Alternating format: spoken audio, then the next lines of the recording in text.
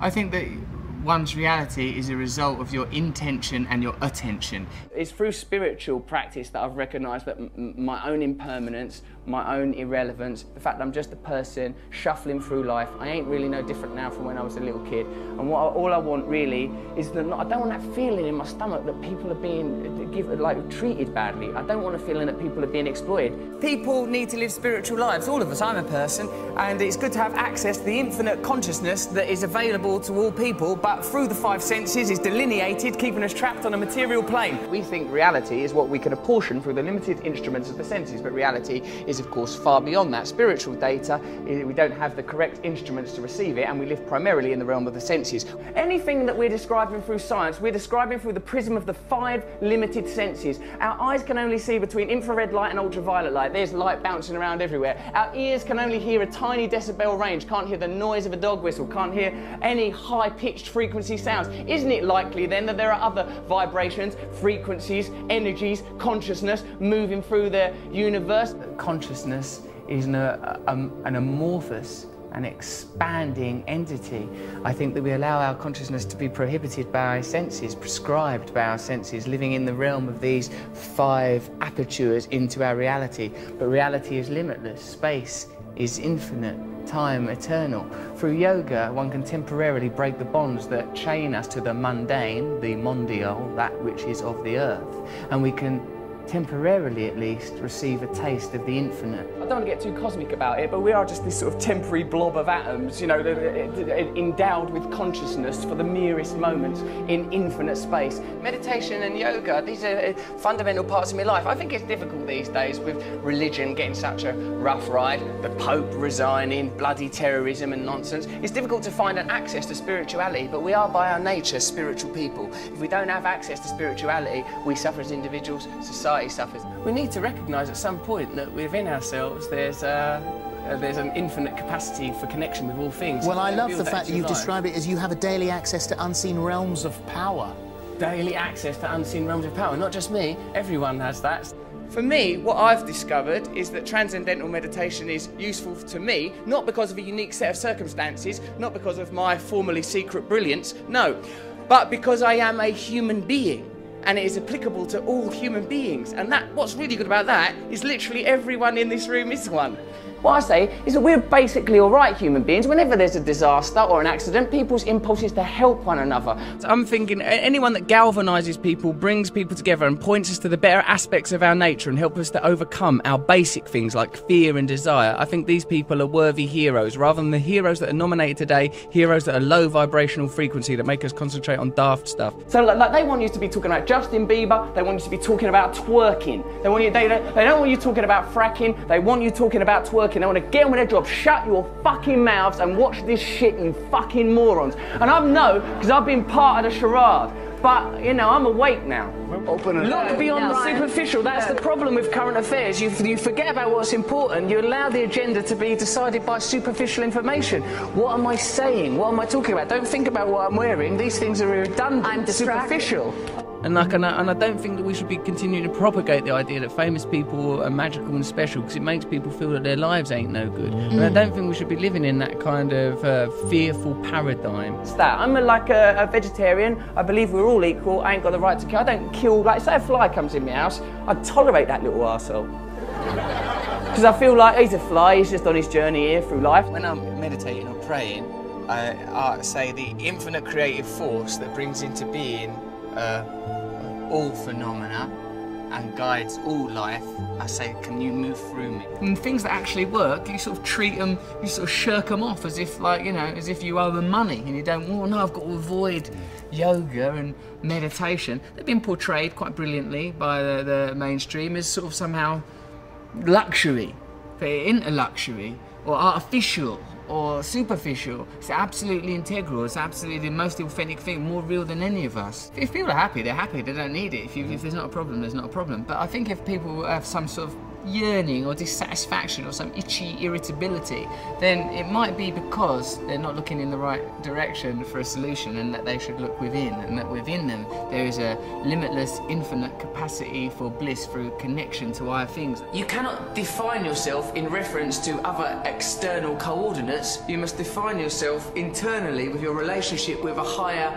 entity. Think of yourself as a manifestation of some higher thing, some higher frequency. This is the visible realization. And you know that because you can't see atoms, can you? And you certainly can't see the forces that hold atoms together. There, in the micro quantum world, Richard, lie the answers to everything.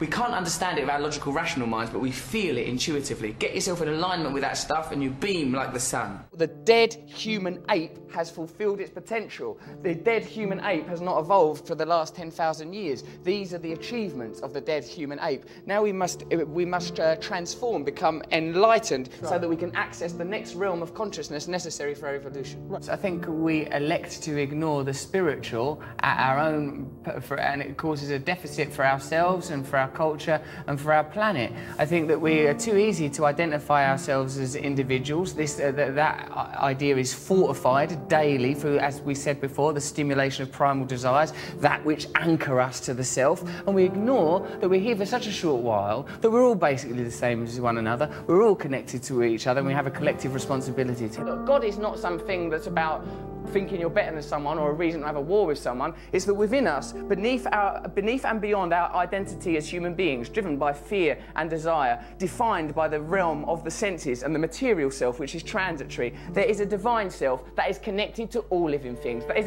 part of an infinite source of creativity. You could probably describe that using quantum physics or science if you want. I choose to believe in God because I think what that is the recognition that there is divine beauty in all of us, and if we prioritise that over our own selfish material needs, then we will naturally create a culture more in harmony with our planet, and we'll have a chance. I think it's one of the great sadnesses of modern life, because of our disenfranchisement and disillusionment with religion, that we don't have access to these ideas. And yoga and meditation for me is a way in the secular world of accessing very, very beautiful principles that will perhaps make us happier at a time when people feel disillusioned with the economy, concerned about the ecology, worried with politicians, don't trust what they're being told on television. We've got to let go of temporary, transient ideas like individualism. The nature of monotheistic faiths, these dead desert religions, is to encode us with the idea that individualism is more important than paganism, ideologies that integrally relate us to the earth, so that we know that we are integrally, indefatigably related to our environment, and we live in the service of our environment, because self is a temporal illusion. I suppose the ultimate truth is oneness, that this is a temporary illusion, that we temporarily occupy these flesh puppets. We believe so much in our identities, we believe in our individualism, and I talk as a very sort of egotistical man. Look at my hair, look at these bracelets, look at these ridiculous boots. I'm a person who believes in the nature of my own individualism and my own identity. But on a deeper level, I recognise that all these things are transient, and what's important and what's defining are the things that we all share. Love, unity, togetherness. As long as we have cultural narratives that eschew these ideas, that suppress these ideas in favour of negative human traits, greed, selfishness, lust, as long as these ideas are promoted, we'll exist in opposition to one another, and we'll be exploitable by corporations that prey upon these negative facets of humanity. The line between good and evil runs not between cultures, religions or creeds, but through every human heart. So I recognise in myself the capacity for selfishness, for lustfulness, for egotism, and because I recognise these qualities in myself, I would prefer a culture that didn't celebrate, exacerbate, stimulate the most negative aspects of our species, inculcate them, reward them financially, till we get to a kind of a cultural hysteria where we're destroying the planet. The reality is there is one planet, there is a certain amount of people on the planet, there are a certain amount of resources on the planet. None of them things are going to last forever, so we need systems in place that acknowledge the reality, not systems that benefit elites, but systems that acknowledge the reality. People need to have access to the resources. Can't lie to people so that people in power can continue to augment and grow their own power and satisfaction while normal people are exploited. We need systems that get the resources to the people while respecting the planet. Any system that's detrimental to the planet or detrimental to the people because it helps one or two bods, fuck it off. We're allowed to do that, you know. We are creatures on a planet. We are mammals. Look at the faces of the people that we're being asked to vote for as leaders. Look at them. Look at them, feel it in your hearts. That ain't who's meant to be leading us. Happiness cannot forever be sustained like some glistening bauble. It's a transitory thing, like a butterfly alighting on Snow White's finger in that bit of Snow White. So, like, you know, I'm happy mostly. I'm happy mostly when I'm being nice to other people. Then I'm happy. You know, when they analyse the semantics consistently through mythology and theology of words like love, God, they find that the common theme, John, is union. That we just want to be connected to something higher. That can be another person, that could be God, that could be a relationship with nature, it could even be a relationship with West Ham United. I think the important thing is to have as the central tenet of your being love, compassion and tolerance. Everyone knows that. You know, like the realisation that this is only a very temporary thing, that the only thing that matters to any of us is love, that everything, that underscoring everything is love. You know, if it's a biological, anatomical human condition, the idea of acquisition and survival of the species, then that 2% that distinguishes us from the great apes, somewhere within that is that divine spark that philosophers have always espoused upon and written about, that somewhere within that's the truth that we're trying to head towards. What it felt to me was like the dissolution of my idea of myself. Like, I felt like separateness evaporated. I felt this tremendous sense of oneness. I find it, I'm quite an erratic thinker, quite an adrenalised person. And like, but through meditation, I felt this sort of beautiful serenity and selfless connection. You know, my sort of tendency towards selfishness, I felt like, I felt that kind of exposed as a superficial and pointless perspective to have. I felt a very relaxed sense of oneness. I felt love. Follow me on Twitter if you want to, @RustyRockets, but basically carry on doing what you're doing, being happy in your hearts.